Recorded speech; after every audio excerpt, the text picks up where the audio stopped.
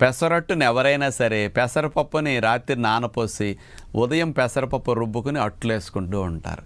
ఇలా నానపెట్టిన పెసరపప్పుతో పెసరట్లు వేసుకునే దానికంటే పెసల్ని అప్పటికప్పుడు కడిగేసేసి ఇన్స్టెంట్గా మిక్సీలో వేసేసి అన్ని నీళ్ళేసి ముక్కా చెక్కల నలగనిచ్చి ఈ పెసరపిండితో గనక పెసరట్లు వేసుకుంటే ఇది చాలా చాలా మంచిది. ఎందుకు అంటే ఈ డైరెక్ట్గా పెసల్ని రుబ్బేసి వేసుకుంటున్నాం కాబట్టి నానబెట్టకుండా ఇవి స్లోగా అరుగుతాయి.